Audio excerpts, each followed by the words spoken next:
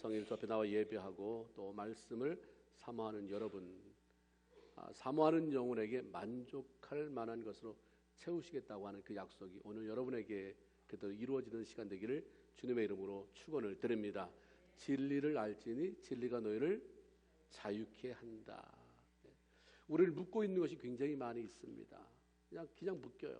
쓸데없이 걱정에 묶이고 염려에 묶이고 분노에 묶이고, 그 묶인 것을 풀어내는 방법이 여러 가지 있겠지만 성경이 제시하는 것 중에 하나는 말씀, 진리를 알지니 진리가 너희를 자유케 한다. 오늘 여러분 마음에 부딪히는 하나님의 말씀이 여러분이 어디에 묶여 있는지 알 수 없지만 어떤 영역에 묶여 있든지 풀어지는 역사가 있기를 주님의 이름으로 축원을 드립니다. 애굽 땅에 10번째 내려진 재앙으로 인해서 모든 장자가 죽어 나가자 애굽 왕 바로가 드디어 하나님의 말씀대로 이스라엘 백성들을 내보냈습니다. 블레셋 사람들이 살고 있는 땅을 통과하면 훨씬 더 빨리 가나안에 도착할 수 있겠지만 아직 준비되지 않는 이스라엘 백성들이 어쩔 수 없이 전쟁을 치루어야 했고, 그렇게 되면 괜히 애굽에서 나왔나 보다 후회하고 그들이 다시 되돌아갈 그런 마음을 가질까 봐 하나님은 그쪽은 포기하고 광야를 통과하는 쪽으로 방향을 잡으셨습니다. 보이지는 않지만 이 하나님께서 구름기둥과 불기둥이라고 하는 분명히 볼 수 있는 하나님의 임재의 상징물을 그들 앞에 세워서 구체적으로 그들이 가야 할 길을 인도해 주셨습니다. 믿고 따라가고 있는데 하나님이 알아서 하시겠지. 문제가 없을 때는 이게 가능해요. 하나님이 알아서 하시겠지. 아무 일이 벌어지지 않을 때는 하나님이 하셔. 참 은혜로우신 분이시지. 이게 가능해요. 믿고 따라가고 있는데 길을 돌아서 홍해 앞에 진을 치라는 명령이 떨어집니다. 하나님께서 진을 치고 머물라고 명령하신 곳은 앞에는 홍해라고 하는, 육안으로는 다 끝이 보이지도 않는 그 바다가 놓여 있고 뒤에는 광야라. 만일 애국 군대가 쫓아오기라도 한다면 우리가 흔히 쓰는 말로 도간에 든 쥐가 돼요. 도망갈 수 없는 꽉 막힌 장소였습니다.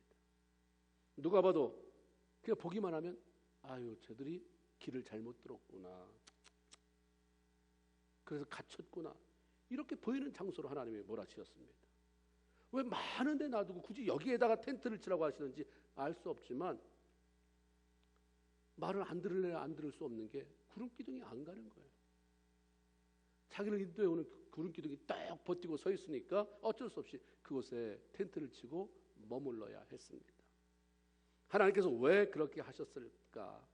그것은 이스라엘 백성들을 골탕 먹이려고 한 것이 아니라 바로와 그 군대를 유인해내기 위한 계획이었다라고 말씀합니다. 3절 4절 읽어보면 만일 하나님이 이스라엘 백성들을 갇힌 것처럼 보이는 장소로 몰아가면 바로는 분명히 이스라엘 백성들이 애굽 땅을 떠나서 멀리 나가더니 결국 광야에 갇혀버리고 말았다 생각을 하고 추격해 올 것이라는 것을 아셨어요. 이게 하나님이 짜놓은 각본이에요. 바로가 계속되는 재앙을 견디지 못해서 이스라엘 백성들을 내보내주긴 했지만 여전히 이스라엘 백성들에 대한 미련을 가지고 있다는 사실을 아셨어요. 너 포기 못하는구나. 여전히 그 안에서 싹트고 있는 나를 향한 그 도전장, 그 포기 못하는구나. 그래서 그의 욕심을 이용했어요. 욕심을 이용해서 하나님을 무시하고 그의 백성을 괴롭힌 애국 군대를 끌어내셔서 심판하시려는 계획을 세운 거죠. 사실 60만 명이나 되는, 이건 이스라엘 백성이 아니라 60만의 이스라엘 백성이 아니라 60만의 노예를 풀어준 거예요. 이 60만의 노예를 풀어준다고 하는 것은 하나님 편에서는 사랑하는 백성이지만 바로 입장에서는 저 일꾼들 말이에요. 돈도 안 주고 써먹을 수 있는 저 일꾼, 엄청난 인력, 경제력 손실을 가져오는 거죠. 그동안 어려운 일, 힘든 일, 더러운 일 누가 다 했겠어요? 이스라엘 백성들이에요. 아무런 대가 치르지도 않고 이들이 다 처리해 줬어요. 60만이 한꺼번에 떠났다고 한다면 굉장한 마비가 오는 거죠. 그 빈자리를 메꿔 간다는 것은 결국 쉬운 일이 아니에요. 그러니까 이스라엘 백성들이 애굽에서 탈출했다는 소식을 듣는 순간 바로와 지도자급의 인사들이 뭐라고 말하냐면 5절에 우리가 왜 그랬을까? 미쳤나 봐 이거예요. 우리가 어찌 이같이 하여 이스라엘을 우리 섬김에서 놓아 보냈던 거 후회합니다. 이 말은 모든 재앙이 끝나서 좀 숨통이 트이니까 괜히 하나님 앞에 벌벌 떨었잖아. 좀 더 버틸 걸. 그러던 차에 애굽을 떠난 이스라엘 백성들이 홍해 앞 광야에 갇혔다는 소식을 들으니 얼마나 기뻤겠어요. 바로는 즉시로 특별 병거 600대, 아주 특별한 전쟁을 해서 준비한 그 병거 600대와 온 군사를 동원해서 이스라엘 백성들을 다시 잡아들이기 위해서 달려갔습니다. 비록 이스라엘 백성들을 내보낸 것이 아쉽고 아깝더라도 능력의 하나님께 도전장을 내밀어서는 안 된다, 멈춰야 한다, 이렇게 마음을 도닥이었어야 되는데 포기하지 못한 욕심이 그들로 이스라엘 백성들을 다시 잡으러 추격하게 부추겼던 것입니다. 포기하지 못한 욕심이 문제예요. 비전은 포기하지 말아야 되지만 야심이나 욕심은 포기해야 되는 것인데 사람들 비전은 너무 힘드니까 잊어버려요. 그것을 위해서는 뭔가 투자하지 않아요. 욕심을 위해서는 목숨을 걸어요. 그래서 바로와 애국 군사들은 돌아오지 못할 죽음의 길인 줄도 모르고 욕심과 함께 힘차게 달려가요. 그 결과 알잖아요. 물속에 빠져 죽었어요. 인간은 욕심의 충동을 당하게 되면 망할 짓을 하게 돼요.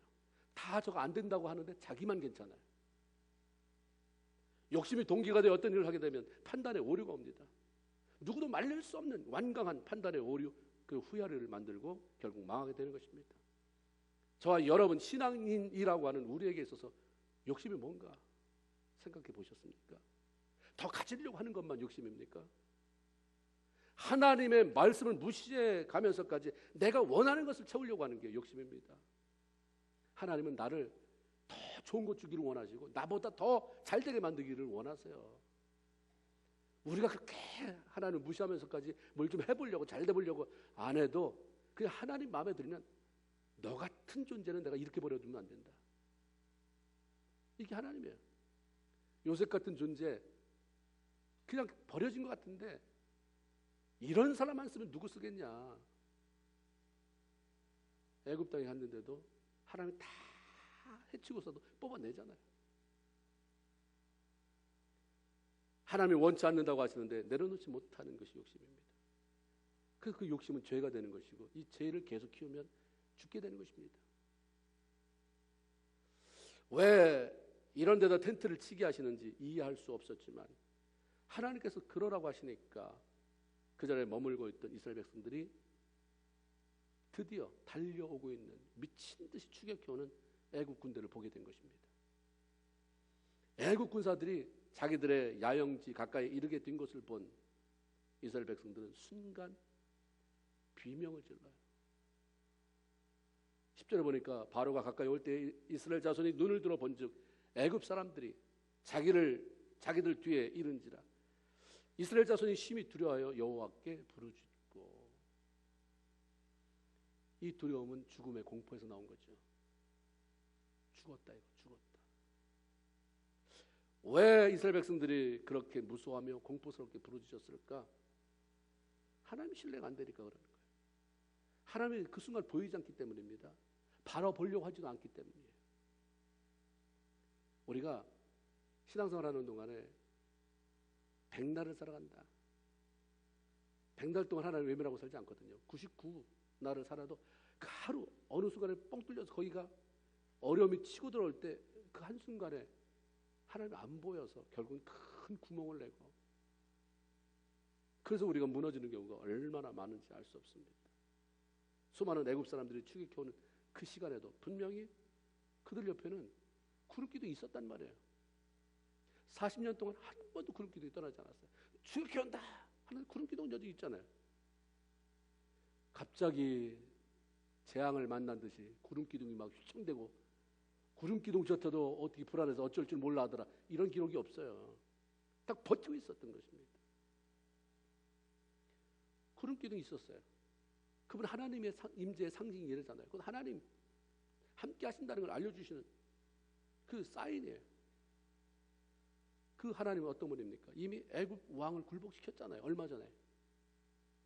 이스라엘 백성들은 그동안 하나님이 내린 10가지 재앙 때문에 애굽 사람이 얼마나 고통스러웠는지 봤어요. 그리고 자기는 그런 와중에도 얼마나 특혜를 받았는지, 역시 하나님이시다 고백했던 순간들이 얼마나 많았는지 몰라요. 그리고 바로도 견디다 못해 결국은 항복하고 자신들을 430년 만에 놓아준 이런 기적 같은 일들이 있음을 지금 경험하고 있잖아요. 그런 일들을 통해서 하나님이 얼마나 강한 분인지 충분히 보았는데, 다른 사람이 온 것도 아니고 다른 나라 새로운 왕이 온 것도 아니고 이미 하나님 앞에 코가 깨진 납작 엎드렸던 바로가 쫓아와봤자 뭘 할 건데, 그래서 또 두려워하는 거예요. 또 무서워해요. 함께 하신 하나님을 바라보며 신뢰하지 못하고 자신을 죽이려고 쫓아오는 애국 군사들에게 시선을 뺏겼기 때문입니다. 10절에 보면 바로가 가까이 올 때에 이스라엘 자손이 눈을 들어 본즉 사람들이 자기들 뒤에 이른지라. 자신들과 함께 하시는 하나님의 상징인 구름 기둥이 앞에 있잖아요.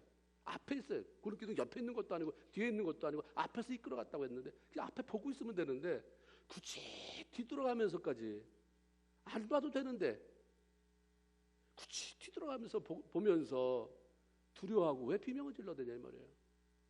신앙생활하면서 하나님이 나와 함께 하신다면서요. 그럼 함께 하신 하나님만 바라보면 되는데 왜 두리번하고 뒤돌아보면서 그래서 비명은 왜 질르냐 이 말이에요. 아, 애국 군대가 쫓아오는구나. 그래서 뭐 하자는 얘기예요. 정말 신앙이 있다면 하나님 쫓아오네요. 이번에도 하나님 멋있게 한번 처리해보세요. 이래야 되는데 우리가 이렇게 사악해요. 믿음이 없습니다. 이게 우리의 모습이에요. 하나님을 외면하고 힘든 상황을 바라보면 두려워하게 되고 절망하게 됩니다. 그렇지 않을 수가 없어요. 이스라엘 백성들이 두려워 부르짖었다고 그랬어요. 기도의 부르짖음은 소망을 가져다 줘요. 부르짖음이 다 기도가 아니에요.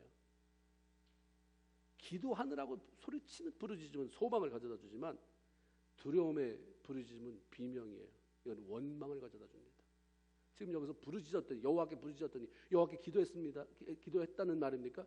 아니에요. 두려워서 원망의 비명을 지른 거예요.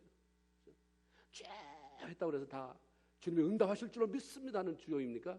왜 이따위로 하셨습니까? 라는 원망도 주여 속에 들어있을 수 있어요. 이스라엘 백성들이 죽음의 공포를 느낄 만큼의 위기 상황을 만나게 됐을 때 두려워하는 것으로 그치지 않았어요. 원망, 그것도 아주 무시무시한 원망을 쏟아부었어요. 11절 12절에 보니까 그들이 또 모세에게 이르되, 그들이 이스라엘 백성들의 모세에게 이르되, 하나님의 대변인으로서 모세에게 한 것은 곧 하나님한테 한 얘기예요. 애굽에 매장지가 없어서 당신이 우리를 이끌어내어 이 광야에서 죽게 하느냐? 어쩌야 당신이 우리를 애굽에서 이끌어내어 우리에게 이 같은 짓을 하느냐? 우리가 애굽에서 당신에게 말하지 않았느냐? 이르기를 우리를 좀 내버려 둬라. 우리가 애굽 사람을 섬길 것이다 하지 않았더냐? 애굽 사람을 섬기는 것이 광야에서 죽는 것보다 낫겠노라. 두려움이 하나님에 대한 신뢰로 처리되지 못하면 원망으로 나타납니다. 원망과 불평은 단지 뭐가 부족하기 때문에 나타나는 현상이 아니에요. 뭐가 채워지지 않기 때문에 나타나는 현상이 아니라 불안함 때문에, 두려움 때문에 그걸 표현하는 방법이 원망이에요. 두려워서 그러는 거예요. 이스라엘 백성들은 하나님을 향해서 이렇게 하지 말았어야 되는 말을 했어요. 애굽에 묻힐 곳이 없을까봐 여기까지 끌고 와서 우리 죽이냐? 그냥 내버려두라고 그랬지 않았느냐? 누가 나간다고 했느냐? 데리고 나왔으면 끝까지 책임지지 왜 광야에서 죽여버리려고 하느냐? 이렇게 말했습니까? 이 사람들이 워낙 이렇게 얘기 안 했어요. 상황마다 말이 바뀌는 신실한 하나님의 사람이라면 동의를 해야 돼요. 그때 하나님이 인도하신다고 해서 쫓아나왔는데 너무 어렵네요. 하나님이 어떻게 극복할까? 이래야 되는데 내가 언제 도와달라고 그랬습니까? 내가 언제 인도해달라고 했습니까? 출애굽기 4장 31절에 보면 그 전에 모세가 하나님의 명령을 받고 백성들 앞에 나타나잖아요. 하나님이 너의 고통을 보고 듣고 알았다. 이제 하나님이 너희를 출애굽시킬 것이다 얘기했어요. 그 쭉 하나님의 계획을 설명해 줬어요. 4장 31절에 이스라엘 백성들이 뭐라고 말했냐면 그들이 하나님이 자신들을 돌아봤다는 것으로 말미암아 머리 숙여 경배하니라. 이랬던 사람이 너무 하나님 우리를 잊지 않으셨네요. 너무 감사합니다. 그래서 머리 숙여 경배. 지금 몸이 떨릴 정도로 이게 얼마 전 얘기예요. 근데 어려움 나가니까 언제 나한테 이렇게 언제 내가 하나님 도와달랬냐? 언제 내가 하나님 앞에 뭘 어떻게 했길래 하나님 이러십니까? 우리의 모습이 이 사람들의 모습 안에 있습니다. 우리가 이 말씀을 보면서 제 3자 입장으로 보면 야 이스라엘 백성들이 너무 생각 없이 쏟아놓는 말들이 얼마나 악하고 독한지 알게 되잖아요. 우리 신앙이 약화됐을 때 이때 조심해야 돼요. 관계가 소원해졌을 때 말을 조심하고 돌이킬 수 없는 악한 말을 내뱉지 말아야 돼요. 하나님 왜 그러셨습니까? 왜 우리 여기 죽일 작정이세요? 하나님 정말 좀 살려주세요. 이래야 되는데 독하게 말을 하는 거예요. 독하게. 하나님 들어봐라. 우리가 얼마나 화냈는지. 인간관계 속에서 그러면 안 되는 거예요. 그렇게 하지 마세요. 이러면 되는데 독하게 거기다 그냥 그 사람이 정말 그 말을 듣고 독에 찔려서 죽게. 이건 하나님이 기뻐하지 않는 것입니다.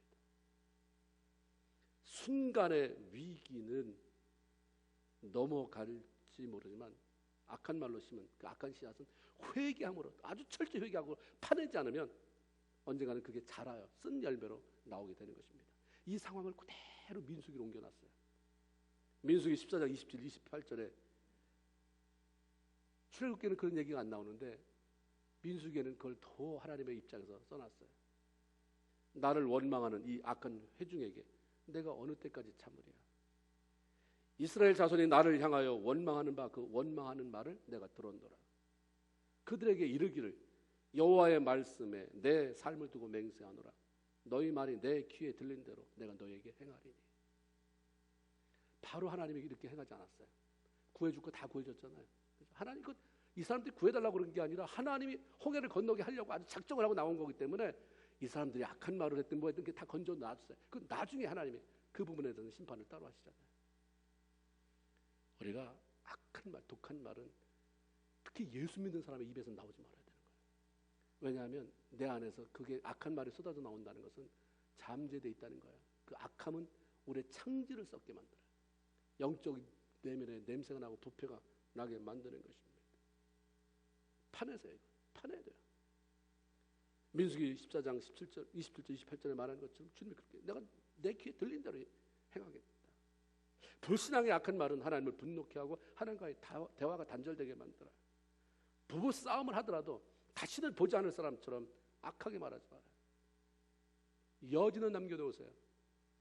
내일 바로 당장 이혼할 것도 아니면서 그냥 화난다고 있는 대로 저 사람을 자극시켜야지 하면서 악하게 말하는 것은 그 사람이 아니라 하나님이 들으시는 것입니다. 네가 들은 말대로 내가 하겠다는 거예요. 그게 어떤 부분에 어떻게 열매를 맺을지 우리는 모르는 거잖아요. 자식이 속을 썩이더라도 분노와의 말, 저주의 말을 쏟아보면 안 된다는 것입니다. 다른 사람과의 관계가 깨지고 그에 대해서 화가 나더라도 우리는 그 사람을 향해서는 축복의 언어가 안 나오지만 나를 위해서 축복의 언어를 사용해야 됩니다. 나 때문에 하는 거예요. 그냥 참고 말하면 화가 나니까 참고 축복의 언어를 사용하는 거예요. 그 사람 때문이 아니에요. 나 때문인 거예요. 사람이 어떻게 그렇게 할 수 있느냐? 화가 났는데 그 가식적인 게 아니냐? 그건 가식적인 게 아니에요. 말씀에 반응하는 것이지.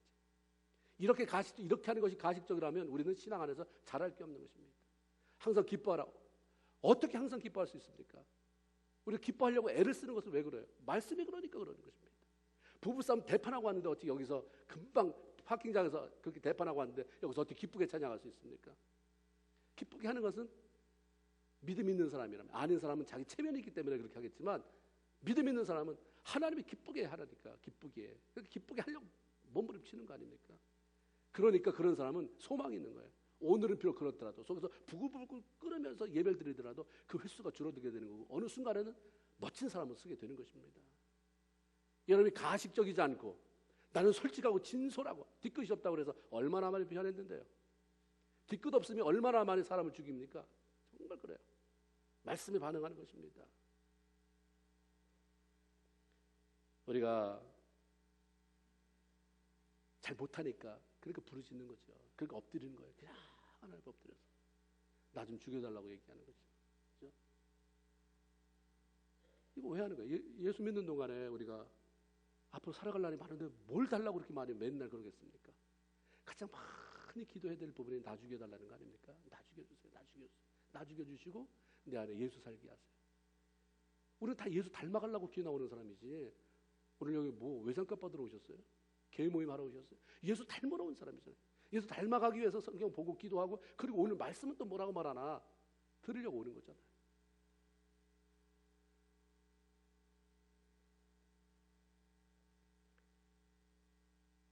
전도서 7장 14절에 이런 말씀이 있네요. 형통한 날에는 기뻐해라. 그냥 기뻐해라. 이 기쁨 뺏기면 어떻게 하지? 나 여기 기뻐해도 돼? 이런 생각하지 말고 그냥 기쁨이 오면 그냥 기뻐해라. 막 즐거워해라. 그리고 어려움이 올 때는 생각해라. 힘들고 어려운 시기에는 왜 이런 일을 허락하셨는지 기도하면서 깊이 생각해보고 그러면 지혜를 주신다는 거예요. 그 지혜가 하나님의 일을 망치는 어리석음을 피하게 만들어줍니다. 이스라엘 백성들을 홍해 앞으로 이끈 것은 구름 기둥이었습니다. 하나님 자신이었다는 거죠. 하나님의 인도는 하나님이 원하시는 대로 이끄는 거지 내가 원하는 대로 하시는 게 아니잖아요. 그렇다고 한다면 나는 이렇게 나쁜 길로 가고 싶지 않은데 왜 이렇게 어려운 일이 자꾸 꼬이는 일이 생길까? 왜 이렇게 힘든 일이 자꾸 생기는가? 하나님이 나를 나쁘게 인도하나? 이런 생각이 들 때에도 그 뒤에는 틀림없이 하나님이 뭔가 계획하시는 뭔가 의도하시는 바가 있다고 하는 것입니다. 내가 그 길로 온 게 아니거든요. 누군가 나를 이끌어 가잖아요. 그런데 하나님이 이끈다면 가장 좋아야 되는데 왜 이럴까? 그게 가장 좋은 것입니다. 가장 좋은 길로 이끌어가는 데 있어서 그 과정을 거치지 않으면 안 되니까.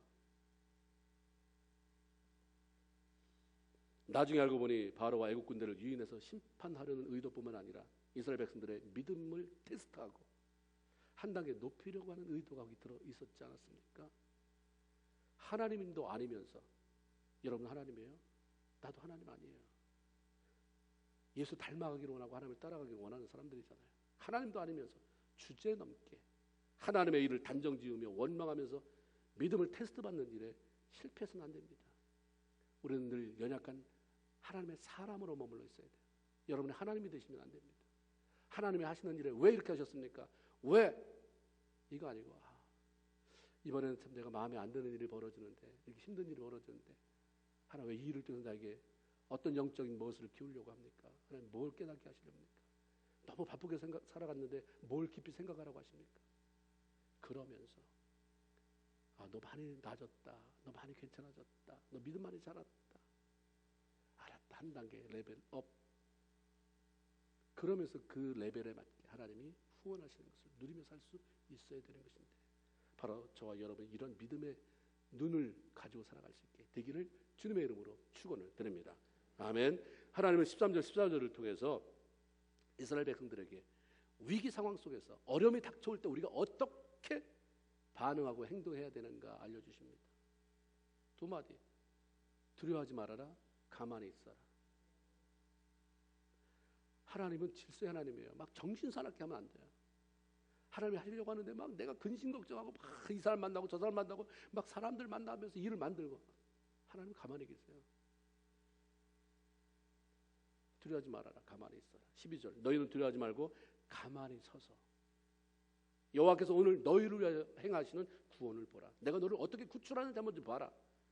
오늘 본 애굽 사람을 영원히 다시는 보지 못할 것이다. 전 성경에 두루두루 구약 신약 통틀어서 두루두루 다 들어있는 위대한 하나님의 말씀이 두려워하지 말아라. 왜 두려워하지 말라고 하냐면 두려워할 일이 너무 많기 때문이에요. 두려워할 일이 너무 많아요. 두려워할 그런 일들을 미리 생각하고 염려하다 보면 짜증나는 거예요. 사람이 왜 짜증내냐면 두려움이 어떻게 감당이 안 되니까 소망이 안 보이니까 짜증나요. 믿음의 사람, 성공적인 삶을 산 사람의 특징은 말씀대로 믿는 거예요. 말씀대로 고백하고 말씀대로 행동하며 사는 공통점이 있었습니다. 위기 속에서 두렵지 않아서가 아니라 하나님이 두려워하지 말라고 하니까, 두려워하는 게 하나님의 말씀이 아니고 하나님의 뜻이 아니라니까 두려움이 아닌 평안함으로 내 안을 채우려고 하나님께 엎지르는 거죠. 하나님, 나 자꾸 두려운데 어떻게 했으면 좋겠습니까를 물어보는 거예요. 나를 이렇게 약한 거 지금 아시잖아요.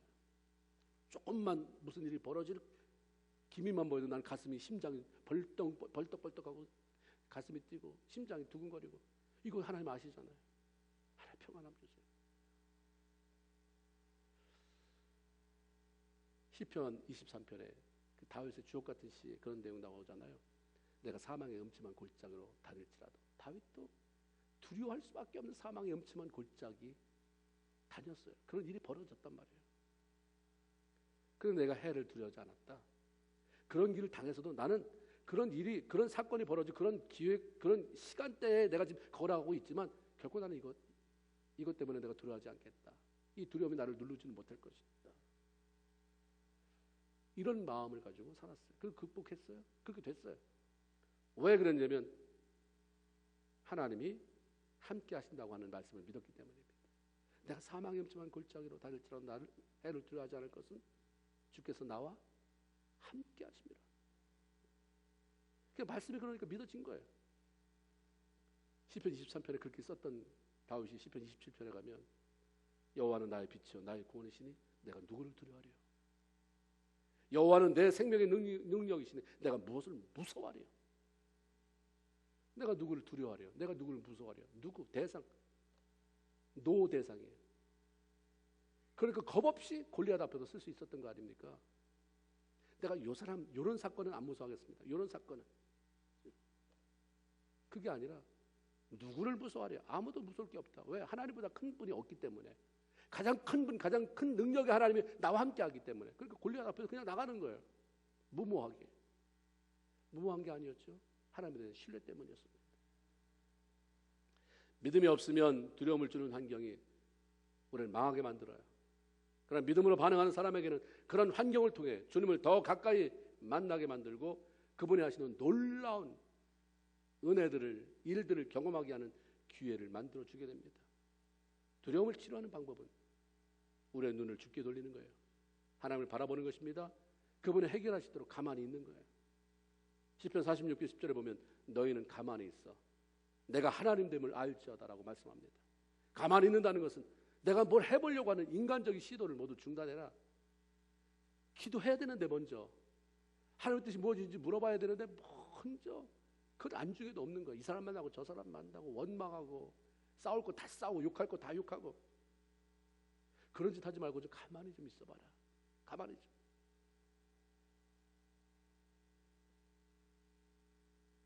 내가 어려움 속에서 뭘 해보려고 하는데 능력은 되지 않고 한계를 느끼니까 두려워하게 되잖아요.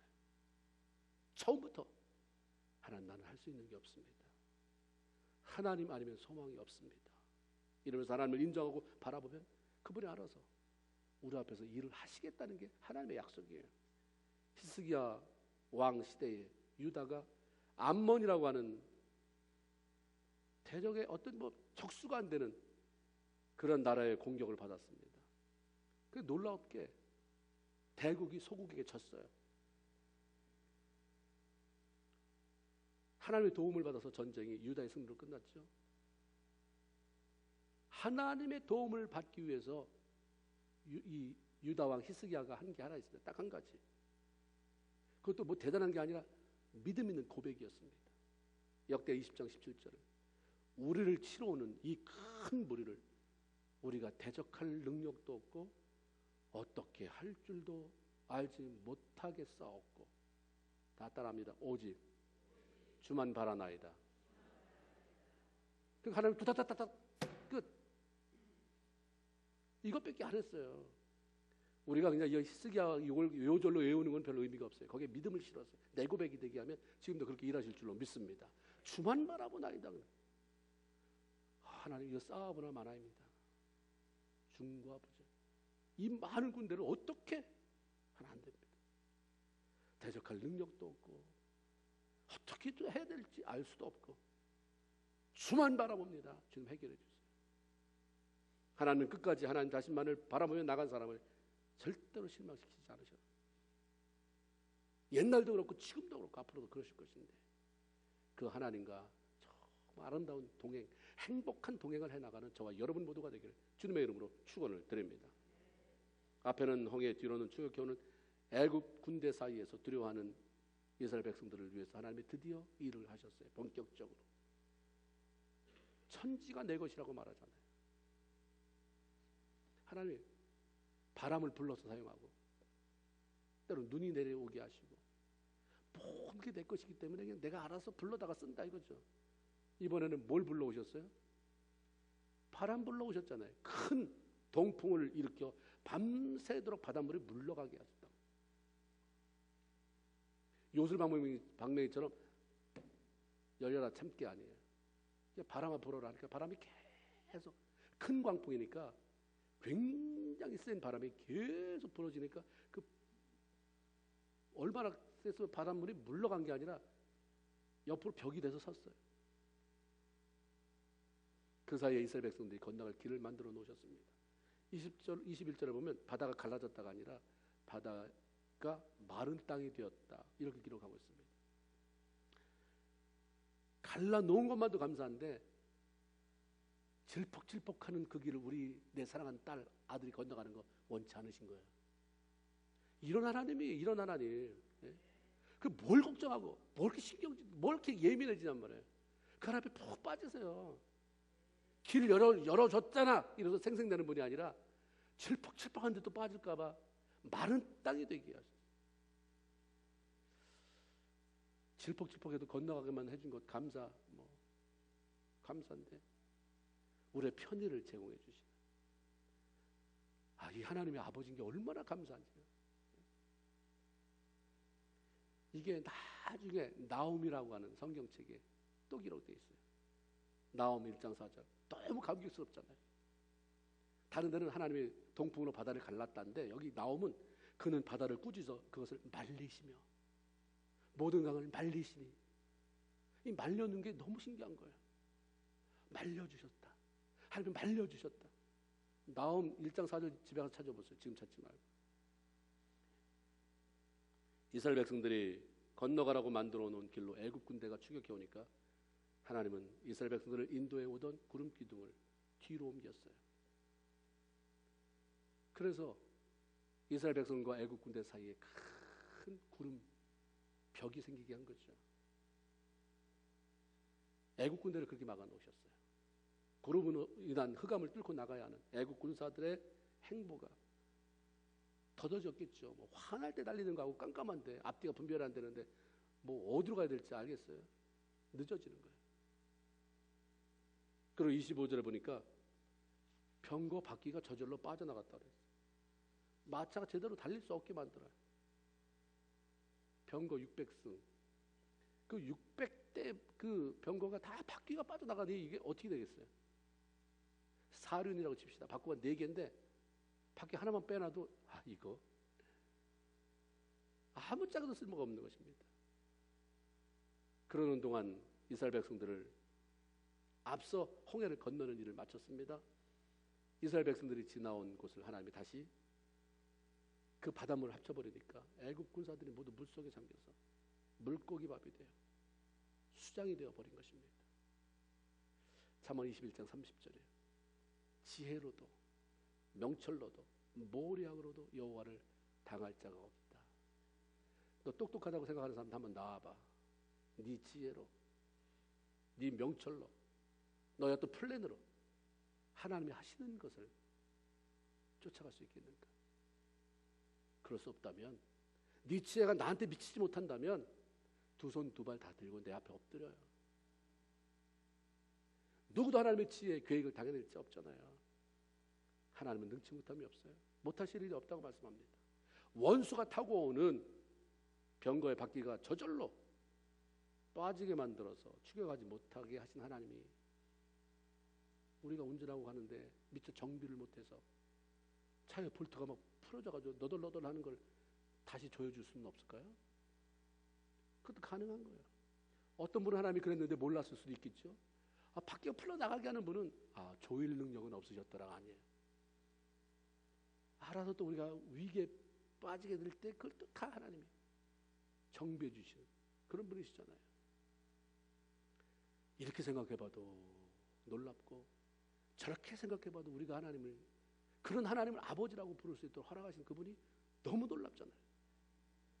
뭐 잘났다고 하나님을 아버지 부르면 왜라고 대답을 하시겠다고 약속해 주셨나 이 말이에요. 결국 적들은 수장되었어요. 그런데 이스라엘 백성들은 한 명도 실족함 없이 모두 안전하게 홍해를 건넜습니다.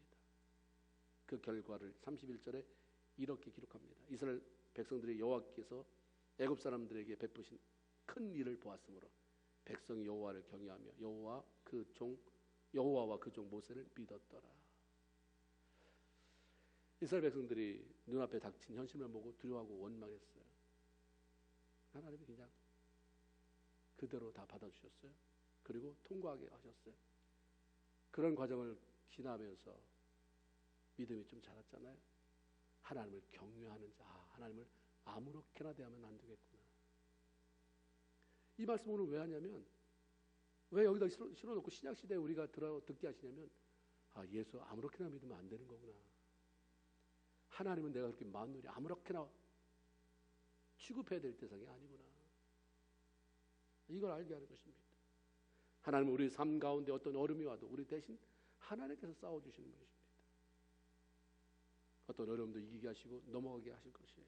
위기에서 구출해 주실 것입니다. 그 하나님, 모세 때의 하나님, 홍해를 건너게 하신 하나님은 여상하시다. 지금도 똑같으시다 말씀하셨습니다. 그 하나님에 대한 믿음을 가지고 날마다 승리하는 저와 여러분 모두가 되길 주님의 이름으로 축원을 드립니다. 아멘. 기도합니다. 하나님 감사합니다. 오늘 복된 성일에 저들 불러주셔서